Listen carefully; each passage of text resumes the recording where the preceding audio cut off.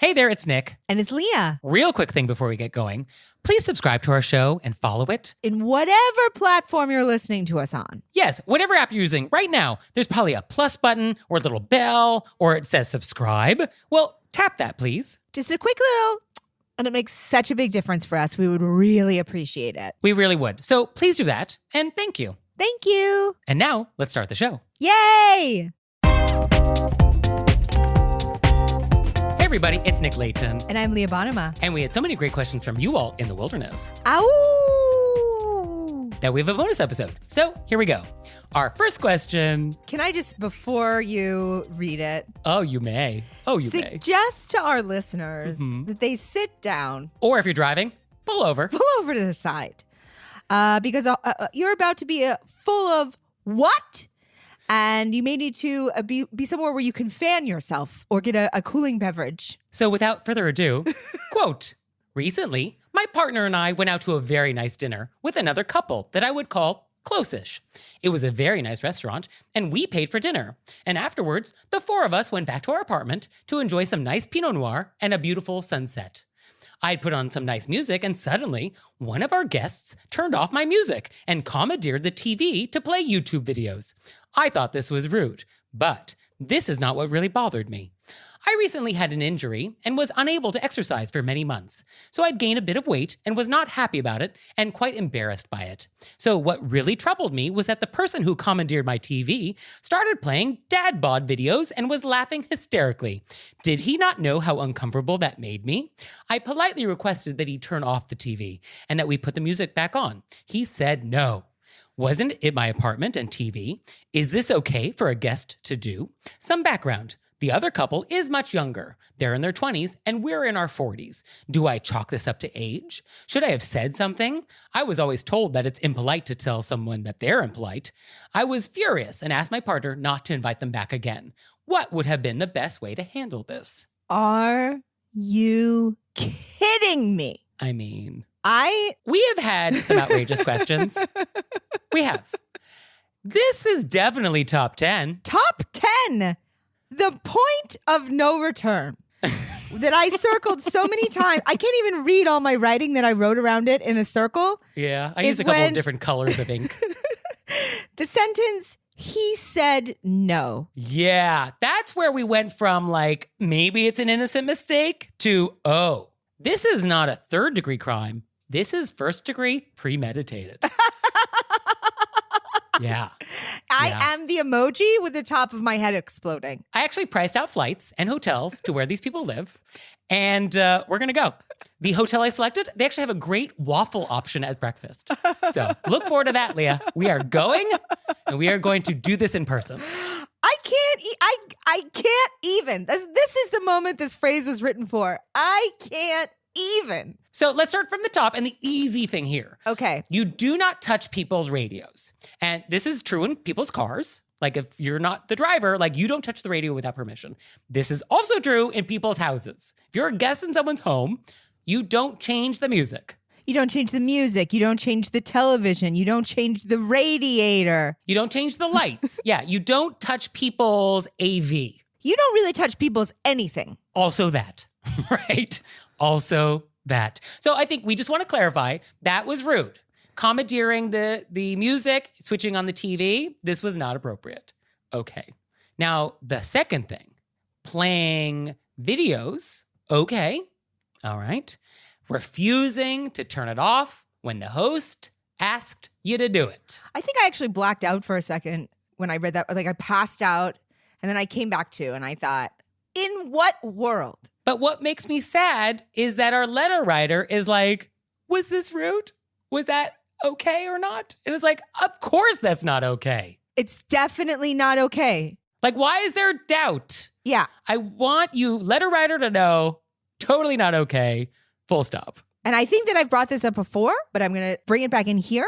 That sticky tape that I have next to my computer, that is something that I took away from a therapy session, which again, maybe it was said and maybe it's just how I heard something, but it's often people such as myself, which I recognize it in a note like this, we start to feel like, oh, was it me? Maybe we feel a little guilty when really we're angry. Yeah. What was done here is ridiculous. Yes. And you are not at fault. And no, of course, you're not overreacting. No. And it's this person. You underreacted. And do we chalk this up to age? No. I mean, unless you're under the age of 5 and you don't yet have a well-developed sense of morality, no. I don't even think a 5-year-old would get away with this because a parent would immediately be like, oh, we don't do this. Yeah, we don't do that. I also want to take back what I just said. I don't want to say you underreacted because how could a person handle this situation? You'd be so blown away. You have to sit around and like think about it later. I didn't mean you underreacted. I just meant that you are divine and wonderful and your guest is Right? honestly over the top. To tell somebody that they can't change something in their own house Yeah. because you've been hijacked. You were hijacked.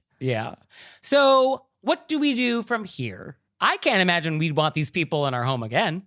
So I think it's very reasonable that this was our last invitation. Absolutely. Without question. Yeah. So I think we just leave it there. Yeah. I don't think we invite these people over again. These are the kind of people, if they ask us to go out again, I'm busy. Yeah. Thank you so much, though. I'm busy. And if they keep asking, yeah, I think these are the kind of people you'd be like, I felt it was very rude when you. Oh, you would call it out while you're declining. I mean, if they ask, like if I have to decline multiple times, I would. This is so. I find this egregious. It's like touching something without permission and then you specifically say let's not, and then they say, oh no, I'm doing it. That's like really inappropriate. It's a violation. Yeah. It's a violation. And I think it should be noted why it's rude, like why the episode of declining to stop a behavior when someone tells you this makes me uncomfortable, why that's rude is that fundamentally says, I don't care about your feelings. And when you make that very explicit, that's rude because etiquette is about being mindful of other people's feelings. And so you have gone out of your way to be like, I don't care about your feelings. And that is why this is such an etiquette crime. And I think the word you used is perfect. It's a violation. It's a violation. It's gone just past being like slightly rude. They already touched something that is not their home. They changed something you were doing, which was already rude. And then you specifically address it and they say no. It's a violation. And it's a violation because they're not apologetic about it. And they didn't apologize and they're not sorry. Yeah. I think that's what it is for me. They're not sorry. They doubled down. Yeah, it's that doubling down. Yeah. And by all accounts, you seem like a lovely host. You paid for a nice dinner. You invited me back to your place to enjoy a nice sunset on your patio. There was a nice bottle of wine. I'm sure your music selection is on point. So I think these people are missing out by being cut from your guest list permanently. They are missing out. You're lovely. So our next question is, quote, please help me. I am plagued by a neighbor that has a predilection for dropping in uninvited and unannounced to my home, as well as other people's homes. Although I've kept her on the front doorstep, declining her visits as I'm in the middle of a project, she continues to repeat the pattern. I am not the only neighbor to whom she appears unannounced and uninvited. She also has the terrible habit of inviting herself to future private events, and will also verbally invite herself to a private day trip, which is info that has not been made public, in front of other neighbors that have also not been invited. I don't want to hurt her feelings, but I want her to stop. Thoughts? I don't know what to say. All the questions in this grouping, you know, when you're just like, I'm already worked up from the last question. Yeah, I'm at a 9 right now. Yeah. So I immediately am like, we have to tell her that she can't do this anymore. Set some boundaries. Polite yet direct conversation with this person. And I get why it's hard. I get absolutely why it's hard. I mean, I often have to lay down on the floor, do some deep breathing. I usually like treat myself to a little toast and peanut butter, which calms me down. And then I'll be like, okay, we have to send an email. We have to tell somebody. I get why it's very hard. But this person, she's got to stop. Yeah, she definitely has to stop. And I think it is possible, as we discussed, you can set boundaries and be polite at the same time. Yes. And so we just have to do that. Oh, sorry, Lisa, now's not a great time. And this type of person, I have a neighbor like this. This type of person does not take hints. They will not take the hint. So you just have to keep setting the boundary. Oh, sorry, Lisa, now's not a good time. And you just will have to repeat this every time. There will not be an occasion when you will not have to do this. So just know that that's what it is. You just have to set the boundary every time. Now's not a good time. Just say it over and over. I also think, like, I work from home, which I think many of us do. I mean, not obviously when I'm doing stand-up, but other things. And if people come over, it throws me off what I'm doing. Oh, absolutely. Oh, I hate the pop-in. No, one of the best things about living in New York City, the pop-in is societally not acceptable. So you're not allowed to do it in New York City. So I think that you can, if she stops by, you can actually say, hey, I don't know if you work from home or whatever it is, and be like, so in the future, can you just text me before you come by? Oh, yes, you could do that. I have the feeling this person won't do that in the future, but you could definitely say it. I think you can say it because you have to stop your day and go to the door and have this, let them know that it's throws you off whatever you're doing in your home. And if they could just text in advance and ask if you're free, that would be helpful. Thank you so much. Yeah, no, that's good. My idea is I think we need one of those new doorbell cameras. And if she rings the door, you play possum and you don't answer it. And you get very quiet and you pretend you don't hear it and you hope she goes away. I honestly got nervous just thinking about that idea because they know you're home. I do that. I have a neighbor who definitely knocks on my door for reasons that are not important, and I don't answer. I just pretend I'm not home. I get very quiet. I don't make a move, and she goes away, and then everything is fine. But the thing is that when people live in houses, they see your car out front. Yeah, but you could be on the phone. You could be in a bubble bath. You might be in the basement whittling. Like, you might not be upstairs hearing the doorbell. That's why I think you can say, hey, often I'm sometimes in the basement whittling, and I'm out working on a project. So if you could just check in with me in advance. Yeah, just text before you pop over. Yeah.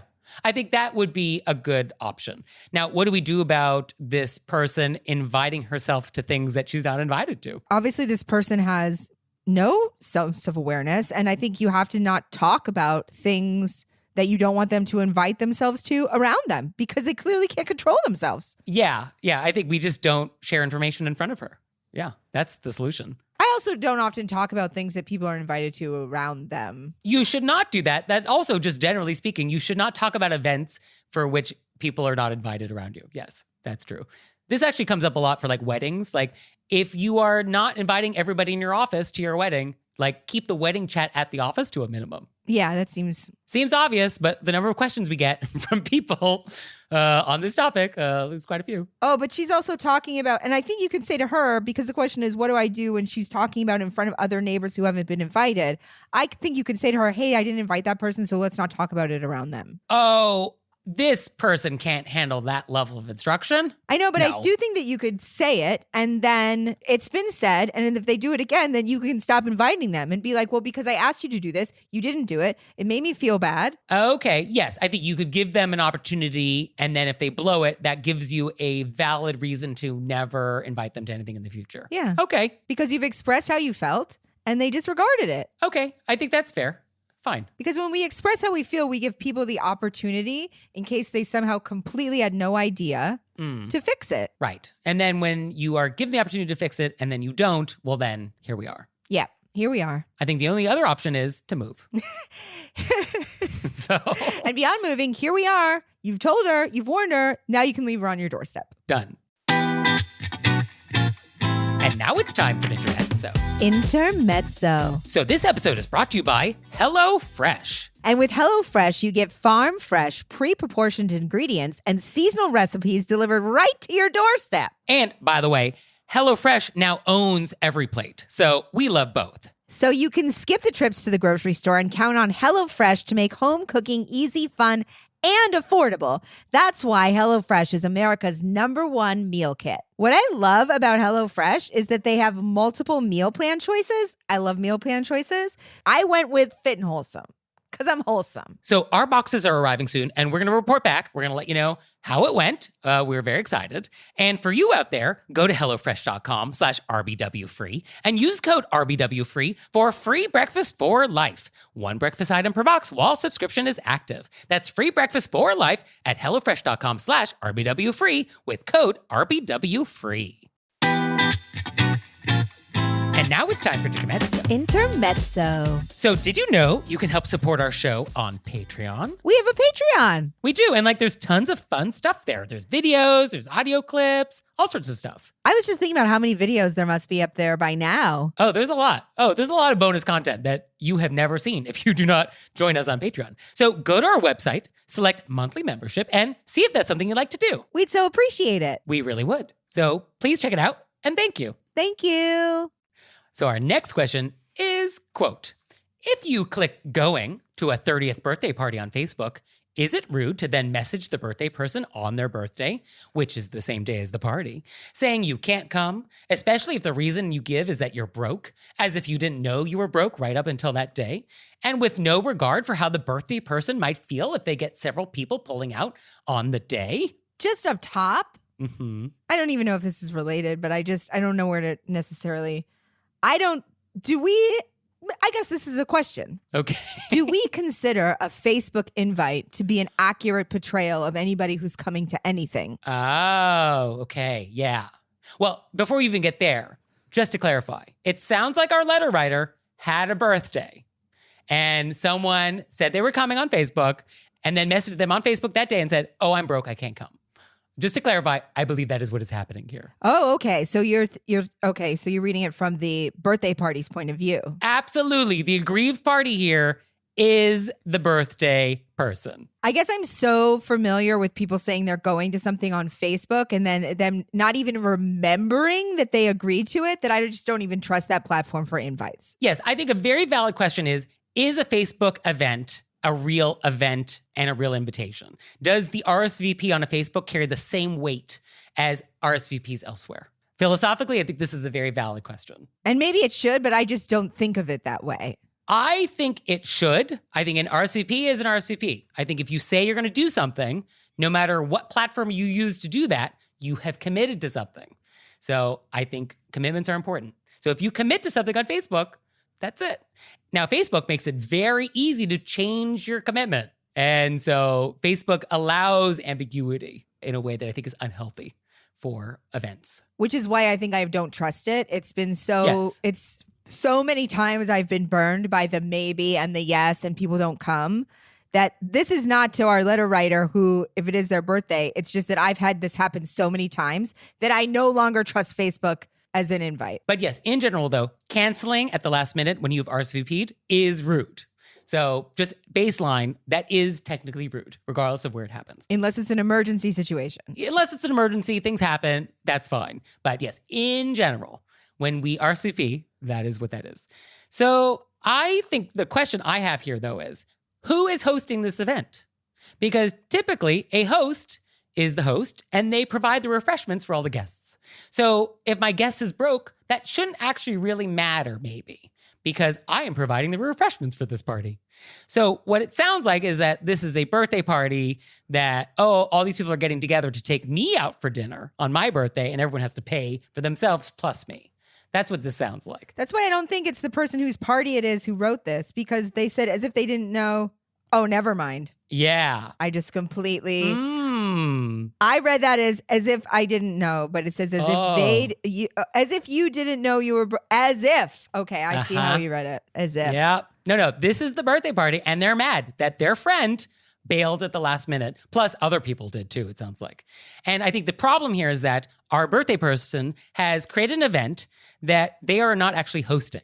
They want all the benefits of being a host without any of the responsibilities. And so that ambiguity is very easy on Facebook. It's very easy to create this like nebulous event to be like, who's hosting? I don't know. And so if a guest is expected to pay their own way, then yeah, if you're broke, I could see how that's a problem. But the problem is our host is not really the host. I mean, there's so many levels to read it now. I think, people want to go to a birthday party and then maybe on the day of they realize, we're going to this fancy restaurant. I didn't realize that. I can't swing that. Yes. And that would be fine if our host was paying for the fancy restaurant and they invited you to join. That would be fine.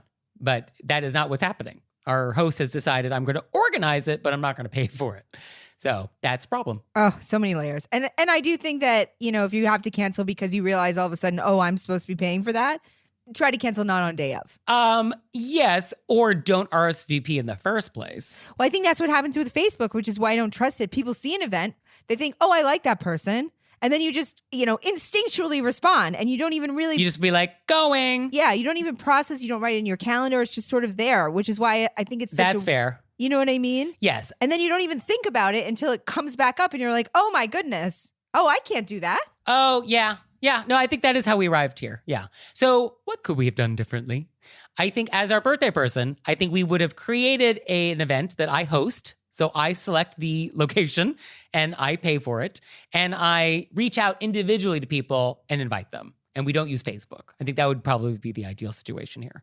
Yeah, and if you don't have people's emails because you're on Facebook, I think you can reach out them through Facebook and say, hey, I'm doing a party. Would love your email.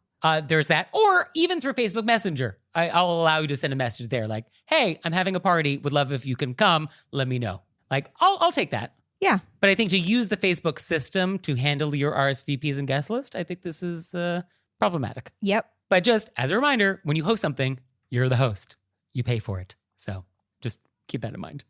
And if it is the other way around, not. even though now that Nick has pointed it out, It's definitely not. try to cancel before the day of. Yes, as much notice as possible. Correct. Because I do see that it is sad for a 30th birthday party for somebody to bail a day of. Like, that doesn't make me feel good Yeah. as a birthday person. So I get that that's disappointing. And yes, you knew you were broke before today. You did. So you could have let me know earlier. Yeah, unless it was like there was a huge stock crash and all of a sudden you're like, I'm broke today. Right. The price of Bitcoin is down. Can't come to dinner. But I do see why all of a sudden it's your 30th birthday and it would make you feel sad. Yes. That's why we optimize and for the 40th birthday and we send out Hand-engraved invitations. So our next question is, quote, on invitation, I am traveling to visit a friend in another state for 3 days. I have put together what I think is a delightful gift to give her upon my arrival, but I was wondering whether I should also plan on mailing a thank you note after my visit. It's probably not possible to be overly grateful to someone inviting you into their home, but I wanted to get the definitive answer from you. So, Leah, you've listened to the show for a while. You're a regular listener. You want to take this one? I underlined definitive Uh-huh. because I think the definitive answer from Nick will always be send the thank you note. Yeah, I think there are rare occasions when that's not the right move. I would have to really think about like, oh, when is it actually like a bad idea? But yeah, I think generally speaking, yeah, sending the note. But what's the definitive answer from Leah on this? You know, I have more gray areas. Oh, what's gray here? Not in here, but for across the board thank you notes, I have much more things that I will accept that I'm totally comfortable with. Oh yeah, no, that's true. But in this instance, you say it, you're like, that's true. Yeah, no, let's agree with you there. Not gonna argue.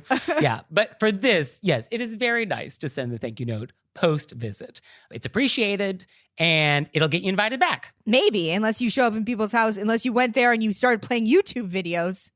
Yes, no, there could be things that took place. Call back to the first question where obviously, not that I think this person's doing it. I just got heated all over. This person is lovely. But as a reminder, these handwritten notes that we can send people, they're not just for thank yous. They're also for apologies. So you could use these for many different reasons. Not that that person in the first question is Oh, definitely not getting a handwritten apology note from those people. Absolutely not. so upsetting. But for this house guest, send a note afterwards. Definitive answer from Nick.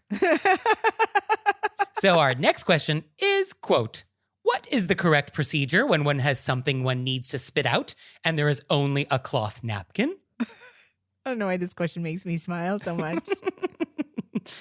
I mean, there are so many variables in this equation. So many variables. Like, how are we going to solve for X when we don't know what A, B, and C is? Yeah, it's hard. You know, it's exactly. I was like, is there a bathroom that you could get to? Well, first of all, what is it? What do we need to spit out? It could be a bone. Yeah, is it a fish bone? Is it an olive pit? Is it a gum? Like, what is it? Is it something that you tasted and you're like, absolutely not? If this goes down, it's coming right back up. Is it one of those? So the question is, how much of an emergency is this situation? Because ideally, excuse yourself from the table and take care of it in the bathroom or like elsewhere. That would be ideal. But if we can't, and let's say it's gum. Let's say it's gum. What I mean, if you have gum, you can excuse yourself. Just keep it in your mouth until you get to the washroom. Right. So that would be good. If you're at the table, ideal, if there's not an emergency situation, then we would ask for a paper napkin then. Like ask your host or ask a waiter, like, oh, do you have a cocktail napkin? And that's good for gum or that's like good for other things. And I guess if we can't do that and it's an emergency situation, then The general rule is like the way things go in is the same way things come out of your mouth. So if it's like a finger food, like an olive, then you'll use your fingers to remove a pit from your mouth. Or if it's like something you were eating with a fork, then ideally you would sort of like use your fork to remove the item from your mouth and like put it on your plate or a spoon or whatever tool it is. But the general rule is like the same tool we use to put something in your mouth is the same tool you use to remove it. But I mean, there are times when like you can't chew. It's like a certain part of a meat. You know what I mean? And Yeah. you've got to get it out, and you can't take it out like that. Well, if you're eating the meat with a fork, then you would actually put the gristle like with your mouth and the tongue. You'd like kind of put it back on the fork, and then you would lower the fork to your plate and then sort of like scoop it off your fork to the side of your plate. Like that's how you would handle gristle. Okay. So I guess it really depends on what it is. But I think the general rule, the way things go in, same way they come out. I think that's a good one to remember. You never see a circumstance in which a person sort of like gently puts their napkin over their face and kind of grabs it and then puts it down next to their plate. Because I think there are certain situations where the thing might feel a little mortifying, and you just have to. It's an emergency, and that's how it's happening. Just be delicate about it. Yes. I mean, I think the general etiquette principle is that we don't want to make other people at the table feel uncomfortable by what you're doing. So I think if you feel like the most elegant thing is to like cover your mouth with your napkin as you handle this, I think that would be fine. I don't think we want to spit into the napkin, though. I think we want to avoid that. Like if we can avoid soiling the napkin with gristle saliva, then I think that would be ideal for me. I think if we can avoid it. Yeah. But sometimes you just can't avoid it. Some things cannot be helped, in which case, the idea is to not die and require the Heimlich at the table. Like that's more embarrassing. So like if you need to take care of it, then take care of it. Yeah, and just do it very nonchalant. But yes, I think you want to not call attention to it and try and be as slick as possible. And I think that's just like as good as it can be. Yep. Is there a specific example from your life, Leah, in which you spat into a napkin something? I wouldn't say I spit. I think that I do remember when there was something that was just allowed something to sort of fall out of your mouth. And I always wait until somebody's having somebody's making a joke or something's happening over there. You know what I mean? And then you just sort of not spitting. It's just sort of like a pull, and then it's because there are circumstances where it's like, this is going to be a situation if I don't deal with it. I mean, I guess one idea is you could take your roll and throw it across the room to make a commotion. And then everyone turns and looks, and then you take care of it. Well, what I did is I yelled, "Is that person wearing pants?" And everybody turned. And then I just let it drop out of my mouth onto the floor. That's perfect. Yes, that's what I would do. Okay. Is there a dog somewhere that can eat this? That's what I did. Okay, yeah, that is one approach. I just think that our letter writer is obviously very aware. Oh, absolutely. And it's like a situation. You know what I mean? And I think that we can agree that sometimes there are situations. Yes, I will definitely allow for that. Yes. Generally speaking, just do your best. And you know what? Your best has to be good enough. And I think that's okay. Yeah. So. And never spit gum into a. Yes. As a reminder, never spit gum into a cloth napkin. Like, don't do it. It's so rude. Just go to the washroom. So ideally, you would not have gum in your face when you sit down, like before dinner. But I get it happens. Leah. Sometimes you just get so wrapped up. You're thinking about all the things that happen. You're like, oh, I want this and I want this. And then you're like, oh, I have gum. And then you just, oh, excuse me. Okay. Ba-boom. But ideally, think about it before you sit down for dinner. I will allow that you are thinking about so many other things. My mind is very focused. That you got swept away. So our last thing is a vent or maybe a repent, mostly a vent. Quote, I was in a shopping center parking lot and had just unloaded some things into my car from a shopping cart. I considered taking the cart back into the store, but I was unusually tired, and so I left it up against a pole in the parking lot. Before I had a chance to get into my car and go home, an older man said to me in a scolding tone, that cart is blocking that parking space. He was trying to shame me into taking the cart back into the store. On one hand, I felt guilty for not taking the cart back into the store, despite how tired I felt. On the other hand, I resented being scolded by a stranger, and my pride would not allow me to rectify my faux pas. There was plenty of empty parking spaces in the lot, so I wasn't really inconveniencing any other customers. It occurred to me later that since he and his wife were about to go into the store, he could have just been a gentleman and returned the cart for me. Anyway, next time I'm just going to return the darn cart to the store. You know, I love supporting people in their events. I want to be here to support in the events. Mm-hmm. And I do think it's not appropriate for other people to comment on your behavior. Yes, that's not great. That's really annoying. That being said, I always return my card. Yeah, it is courteous. Because somebody else is going to have to come get it. And often we return carts not because they're taking up the parking space, but they can roll into people's cars. Yes, I've definitely seen a lot of cars hit by stray shopping carts. And you're like, no. Yeah. Yeah. And damaging other people's cars. Yeah, that's rude. And I do get that sometimes you're so tired and you're like, I just can't do another thing. Yes, I get that feeling. We're like, oh, this is good enough. Sure. And you've had like a bad day, and then all of a sudden there's this random person admonishing you, and it's enough to make you just want to be like, ah! I totally get that. It's very annoying. Right. And also not want to give the satisfaction to the person who's now shaming you. Because like, oh, now I have to like sulk over and like get the cart and like push it back to the store while you're like looking at me doing it. Like, I get that that's uncomfortable. I totally get that. However, just return your cards. We always return our carts. Yes, please. So, do you have anything you want to share with us? A vent, a repent, or maybe a question? We would love to hear it because you have them. So send them to us. You can send them to us through our website, wereraisedbywolves.com. Or you can leave us a voicemail or send us a text message, 267-CALL-RBW. And we'll see you next time. Bye. Bye.